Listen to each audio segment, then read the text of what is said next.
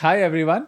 Today in this series of conversations, we have Dr. Tanvi with us, who is working as a refractive and cataract surgeon at Laxmi Eye Hospital. And she is a prolific refractive and cataract surgeon. She's done her ophthalmology residency and then done her training in refractive surgery.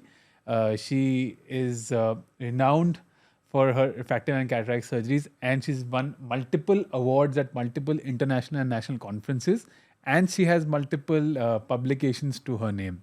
And she does very active postgraduate training also.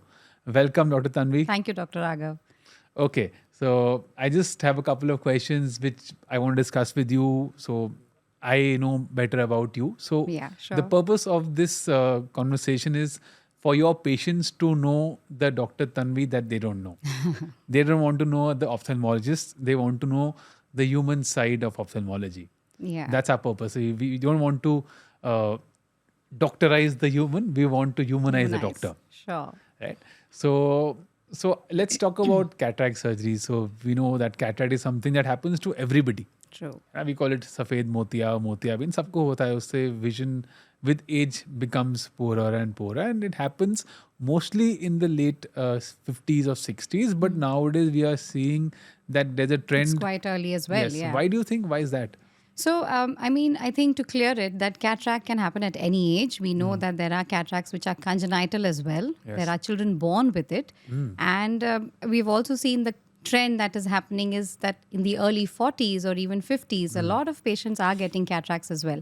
And the first question they ask is that, I'm not old. Why do I have this problem? Yes. And I think it's important for us to address that it's not something that you've done that you've got the cataract. Okay. Most times it's idiopathic. You really don't know the cause of it. Sometimes it could be a metabolic problem. Patients having diabetes are now getting it a little earlier than what we would have seen at 60 and 70s.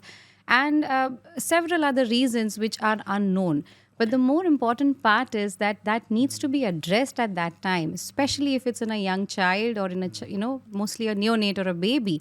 Because if they deprive that patient from a surgery at that age, it's going to have disastrous consequences. The patient or the child will not have a good seeing eye, and that is something which will completely change his life. So anytime there is cataract detected, it is important to go show the doctor, get it checked. And with the kind of technology we have today, the sky is the limit. You can see the world so much better. There are good IOLs, there are good skilled surgeons, technology. So you should go for an early treatment for it. You mentioned that there are children who are born with cataracts. Yeah. So we are ophthalmologists, we know how to detect a cataract, but what do you tell the parents? How will they know that the child has a cataract or is born with one? Correct. So, first when the child is born, the good pediatrician that they may have gone to would obviously check for all of these things. Suppose it gets missed for whatever reason, or maybe, the child is not very cooperative. Newborns normally have their eyes closed. So what they could do is they need to, the mother can see if the child is able to follow a bit of movement. The mother is the most loving person. Yes. The child, the attachment is very strong. Yeah. So the mother can surely see if the baby is moving his eyes towards her whenever she's moving around. They can even just put a little bit of light on the eye and see if, there is a white reflex. Sometimes the cataracts are white in color. You could see if that is there.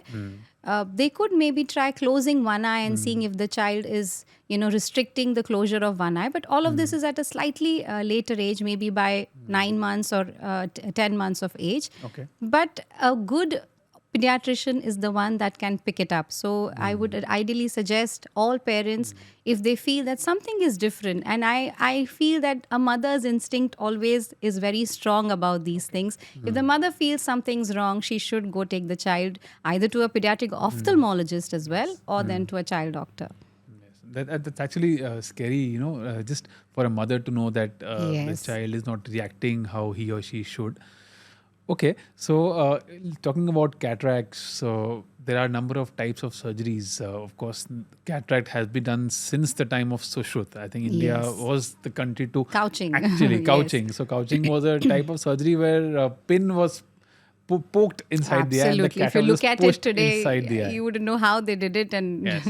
I saw this video on YouTube where there's this African doctor. They're still doing it. They're still doing it. So there are certain villages. I don't think it's practiced in India much, but yes, No. but now there are certain villages in Africa where they are doing couching, which is the earliest form of cataract surgery, where a cataract, which we refer to as पका हुआ, जो मोतिया पूरा पक जाता है, उसको हम आँख के अंदर बस push कर देते हैं, and the patient can just count fingers. So that's not actually a surgery per se. The surgery has evolved from that type of surgery to having a very advanced surgery where I think you get better vision than normal also. Today right? we are doing Is that true? surgeries for patients who don't have cataracts. Wow. Yes, I mean you're doing it as a surgery to give them kind of a spectacle-free vision. Okay. So I mean definitely technology has evolved. If you look at the trend, it obviously started with couching, and then my father did the ICC, which was they removed the entire thing through an opening in the cornea, and then I kind of started with ECC. Yes. So initially, I mean, during my residency, we would have one microscope and there would not be any side scope. So we would literally be watching with our naked eye. And I still remember, like, for example, if the microscope stops working today, I would be able to do a rhexis without seeing anything because we've kind of been trained to see how the capsule moves because I would look through the side as an assistant. But so when I saw that huge, incision being made, 8 millimeters, and then so many sutures being taken, and then the patient was still very happy at the end of the day. Yes. So I feel that the way our human psychology has also changed over time. There used to be a time when you would give them huge astigmatism post-surgery, a big number. So you mean that patients had to wear glasses after surgery? Yes, and they would still be very happy. And today, most of the patients come without glasses, saying, or rather with glasses, they want to get rid of them. They don't have cataract. And then we are kind of in that pressure zone when we need to do everything really perfect. But thanks to the technology we have today, it is possible. So I think the most common questions that the patients that are walking into our clinic have is that, should I get it operated right now? So is there a particular answer that when should the cataract be removed? Yeah, I personally, I have always been a slightly conservative surgeon. Okay. In the sense, I feel, or rather, this is something I've learned from my father. He would say that let's leave the eye the way it is today. So even if you do surgery, my aim always has been to do meticulous, minimum touching of the eye so that the way it is before, I would like to leave it after.